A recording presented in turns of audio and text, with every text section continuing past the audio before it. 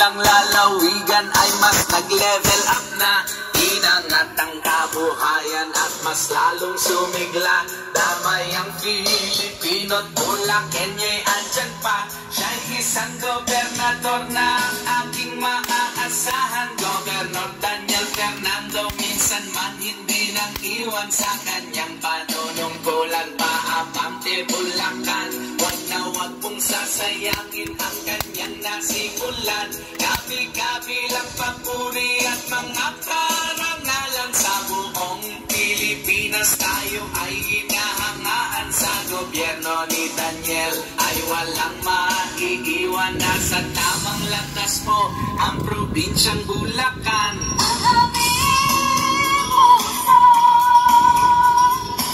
Ay kay Daniel Fernando, ang gobernador ng Bulacan, si Daniel lang.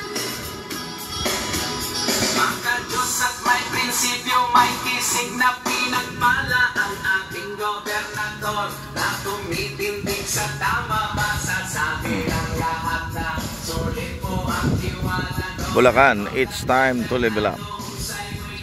Governor Daniel Fernando and Vice Governor Alex Castro. Yan, Bulacan, it's time to level up. Number one sa Bulacan, Governor Daniel Fernando and Vice Governor Alex Castro.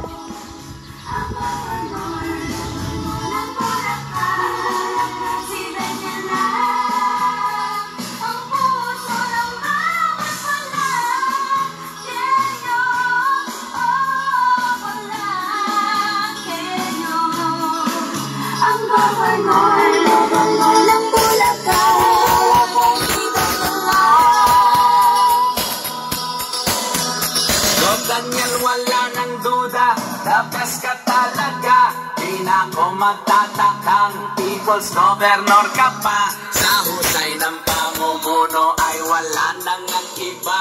Sa pangatlong termino, sure na sure panalo ka. At para pumatiyak ang tuluyang pag-angat, dapat partner ni Daniel ay hindi ka salungat. Yan si Vice Governor. Ayan po mga kaibigan, mga kapatid, Bulacan, it's time to level up. That's number 1 sa Bulacan, Governor Daniel Fernando, re-elect po, and Vice Governor Alex Castro. Bulacan, abante pa!